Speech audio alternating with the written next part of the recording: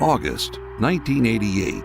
The Republican National Convention had taken over the floor of the New Orleans Superdome. The management at the Times Picayune had long circled this event, knowing their city, and more importantly their paper, would be thrust into the national limelight. It was an opportunity for the paper to garner some needed respect and credibility. Day 2 of the convention, and Republican nominee George Bush Sr. was about to name his running mate. In the weeks leading up to the convention, the Times Picayune had identified a list of a dozen or so potential running mates. Editors with the Picayune assigned a team of reporters to write a number of full-length articles on potential running mates. The idea was to have an in-depth profile on the vice president nominee in the can, ready for the presses. Well, it didn't quite go as planned. My choice for the vice presidency is Senator Dan Quayle of Indiana. He announces that he selected Dan Quayle.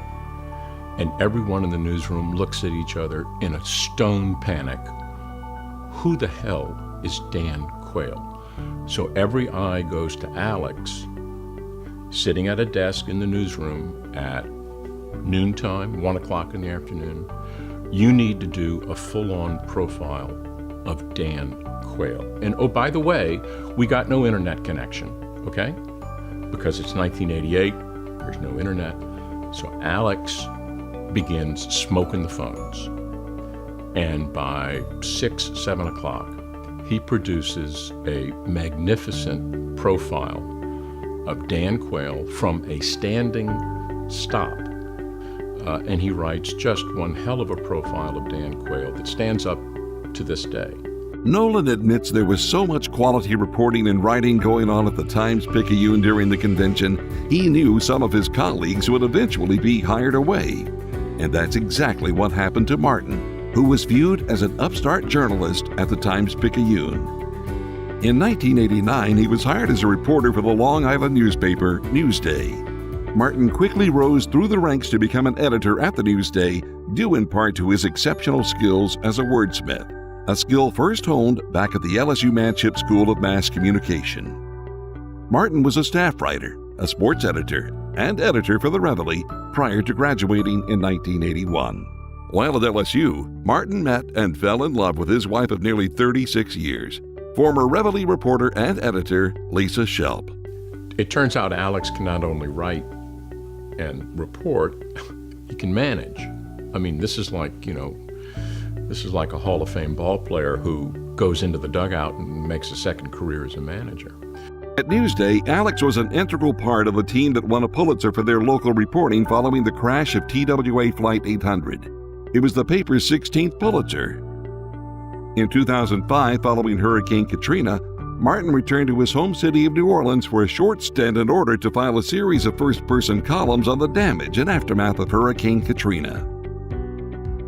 Later that year, in 2005, Martin took his writing and editorial skills to the Wall Street Journal, one of the most prestigious newspapers in the United States with the largest circulation. Similar to his previous stints, Martin once again ascended the ranks at the Journal and would eventually be named Page One editor, one of the most influential posts at the paper.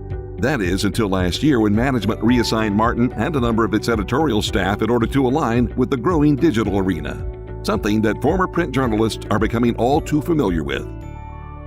One of the greatest memories I'm ever going to have of Alex is when he stepped down from his job at Page One here at the Wall Street Journal last year.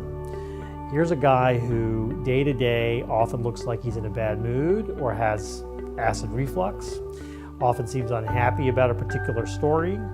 Sometimes I could hear him through the walls between our offices yelling at people. And yet, when he left that department to a person, they were unfailingly loyal and affectionate toward him.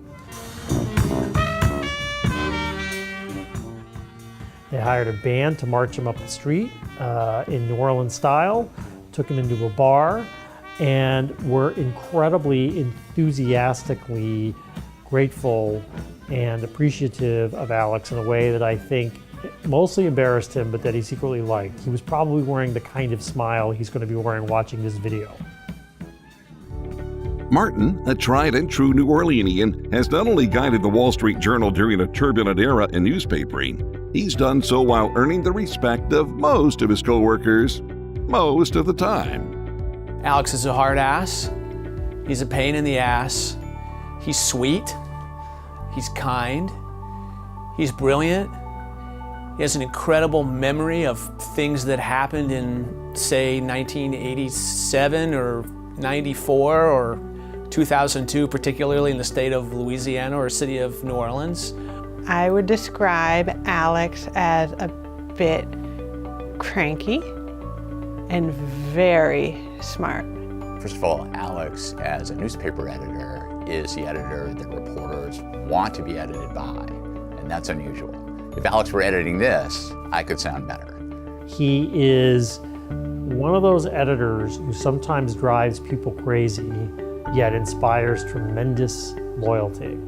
I think we all know that Alex is one of the best journalists that is out there. He's like super sharp, great news judgment, can turn any story, as he would say, from a pile of shit to a pile of gold. He can do it. During the last 12 years under Martin's editorial prowess, the Journal has earned several Pulitzer Prizes, including one for a 2015 investigative project on confidential data access within Medicare. Alex Martin has not just survived within the waning journalism field, he's thrived. Martin's success is due in part to his lovable personality, his unyielding professionalism, and a love for the written word that was cultivated back at the LSU Manship School.